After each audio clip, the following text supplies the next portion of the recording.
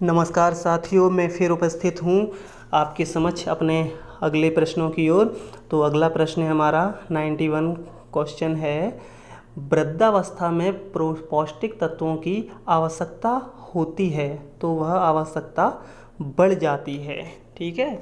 अगला प्रश्न है हमारा, मानसिक कार्य करने वाले व्यक्तियों को कैलोरी की आवश्यकता होती है। तो जो मानसिक कार्य करते हैं व्यक्ति, मतलब इंजीनियर होते हैं, डॉक्टर होते हैं और ऐसा मास्टर होते हैं जो वो मानसिक कार्य करते हैं, तो उन्हें कैलोरी की आवश्यकता होती है, तो वो होती है अधिक कैलोरी की। ठीक है। अगला है 93 नंबर, क्वाशियोरकर रोग की सर्वप्रथम खोज किस वर्ष में की गई थी। ठीक है। तो ये बीमारी है एक क्वाशियोरकर, इसकी खोज की गई थी 1933 में। ठीक है। जो बीमारियों को खोज की जाती, जैसे कि कोई पूछे कोरोना की खोज कब की गई, तो वो की गई 2019 में। ठीक है, दिसंबर 2019 में। ठीक है, ऐसे ये क्वाशियोरकर है। अगला देखते हैं हम 94 नंबर, गर्भावस्था में किस पोषण तत्व की मांग बढ़ जाती है। तो जो महिलाएं जो प्रेग्नेंट होती हैं, ठीक है, तो उनको पोषण तत्व की जो मांग होती है वो बढ़ जाती है। तो कौन कौन से पोषण तत्व हैं, वो हैं कैलोरी, प्रोटीन, कैल्शियम, लौह तत्व। मतलब कुल मिला के हर चीज़ की उनको, जो भी भोज्य पदार्थ हैं अपने खाने पीने वाली चीज़ें, वो उनको अधिक मात्रा में चाहिए, क्योंकि फिर वो खाना दो लोगों का हो जाता है, एक माँ का और एक माँ के गर्भ में जो शिशु पल रहा है उसका। ठीक है। तो साथियों हम अगला क्वेश्चन देखते हैं, गर्भावस्था की जटिलता है। ठीक है। तो गर्भावस्था की जटिलता है रक्तहीनता, विषाक्तता, अपरिपक्व जन्म।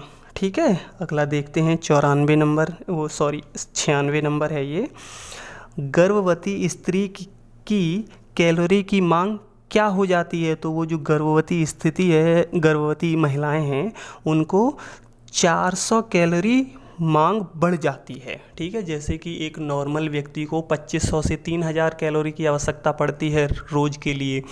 ठीक है। तो जो गर्भवती महिलाएं होती हैं तो उनको 25 प्लस 4 लमसम 2900 3000 के आसपास होती है। ठीक है। तो पुरुषों को ज़्यादा होती है आवश्यकता, क्योंकि पुरुष मेहनत वगैरह करते हैं, जैसे कि जो हार्ड वर्क है वो पुरुष करते हैं, मगर गर्भावस्था के दौरान माँ को 400 कैलोरी प्लस की आवश्यकता पड़ती है। ठीक है।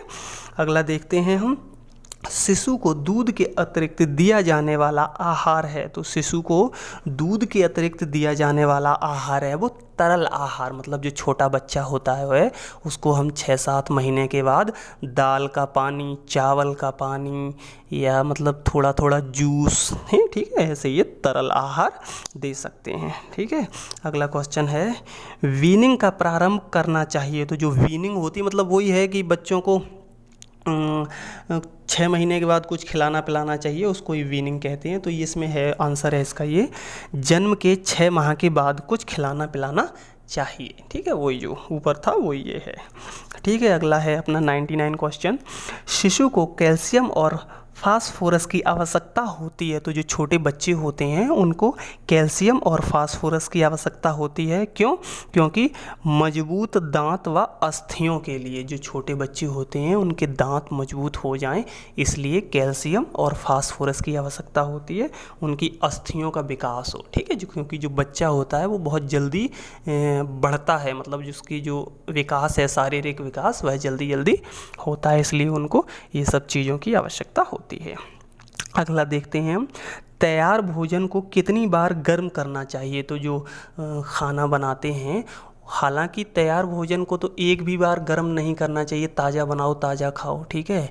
मगर जो हमारे घर की महिलाएं और स्त्रियां हैं वो थोड़ा आलस कर जाती हैं, तो वो कहती हैं कि एक बार में ही बना लो, शाम को गर्म करके खा लेंगे। ठीक है। तो उसको क्या है, एक बार तो गर्म कर सकते हैं, बाकी ऐसा नहीं कि कोई आइटम बना लिया, उसको एक बार गर्म किया, 2 बार गर्म किया, 3 बार गर्म किया है।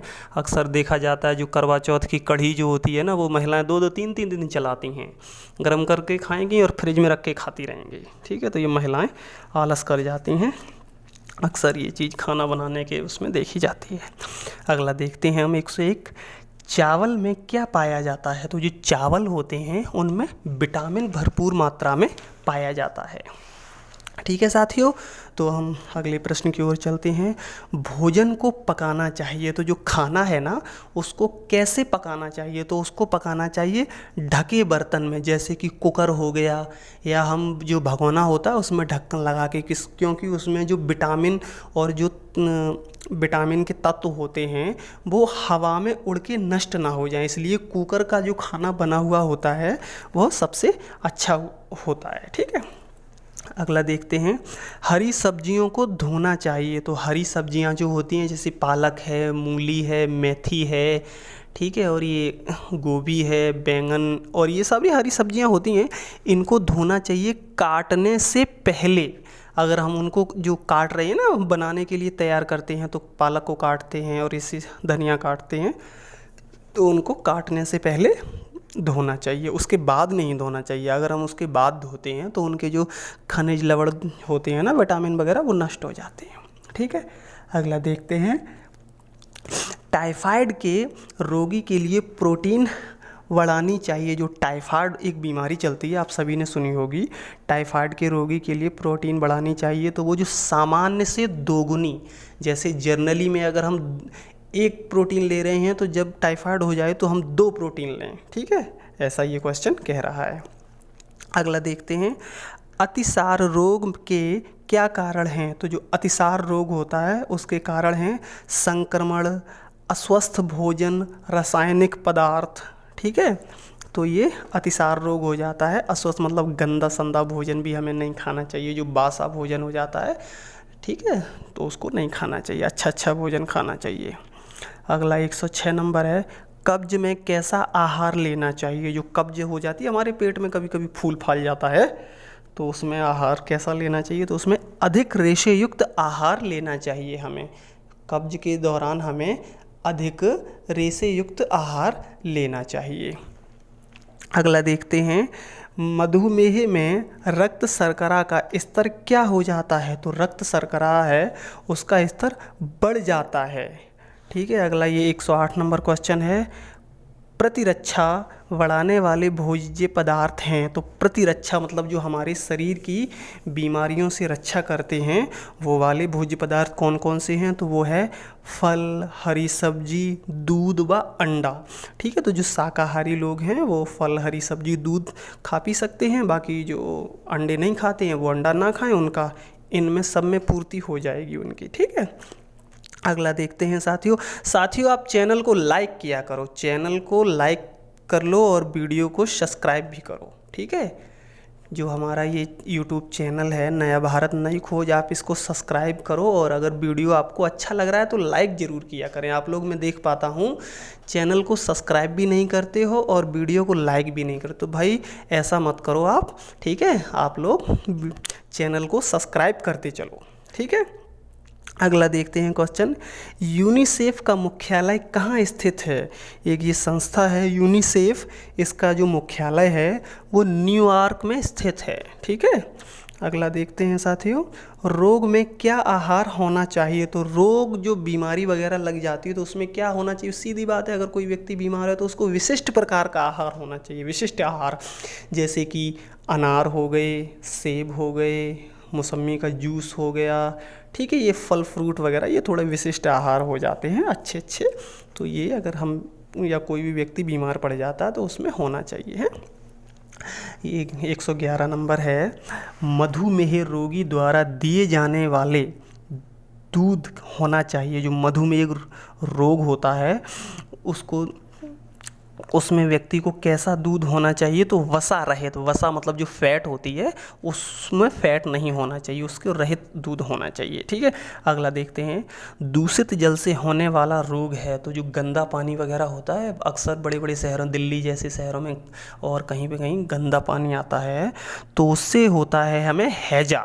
ठीक है, तो हमें गंदा पानी नहीं पीना चाहिए। साथियों अगला देखते हैं हम। ईसीजी का पूरा नाम क्या है, एक बॉडी का होता है एमआरआई एक्सरे की तरह ईसीजी, तो उसका पूरा नाम है इलेक्ट्रोकार्डियोग्राम। ठीक है, अगला देखते हैं हम। निर्जलीकरण का कारण है, तो जो निर्जलीकरण का कारण है वह है मधुमेह, हैजा, अतिसार, ठीक है, तो ये निर्जलीकरण के कारण हैं।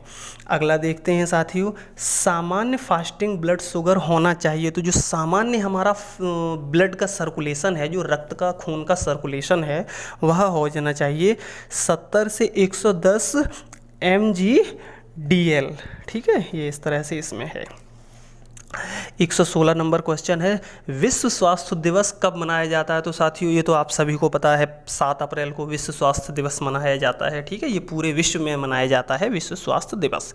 अगला देखते हैं हम 117, भारत में यूनिसेफ की स्वास्थ्य सेवाएं क्या हैं? तो भारत में यूनिसेफ की स्वास्थ्य सेवाएं हैं अपंग बच्चों की सहायता करना, ठीक है, जो अपंग बच्चे होते हैं उनकी सहायता करना।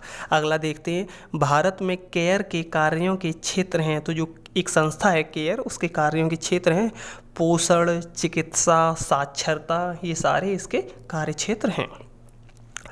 अत्यधिक कमजोरी से कौन सा रोग हो सकता है? जो अत्यधिक कमजोरी होती है उससे हमें रोग होता है उच्च रक्तचाप, ठीक है, उच्च रक्तचाप, जिसको हम मतलब ब्लड प्रेशर भी बोलते हैं, वो रोग हमें हो जाता है, ठीक है।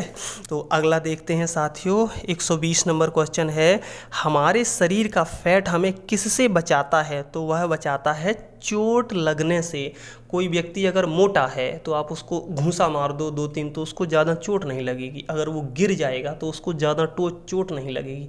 और अगर कोई कमज़ोर है, एकदम पचका ढचका हुआ है, तो वो गिरते ही आय दैया करने लगेगा, कहेगा कमर टूट गई है। तो जो मोटे व्यक्ति होते हैं, हालांकि ज़्यादा मोटे भी अच्छे नहीं लगते, नॉर्मल होना चाहिए, थोड़ा फैट वैट होना चाहिए गालों पे, तो व्यक्ति एकदम सुंदर लगता है, अच्छा लगता है, ठीक है।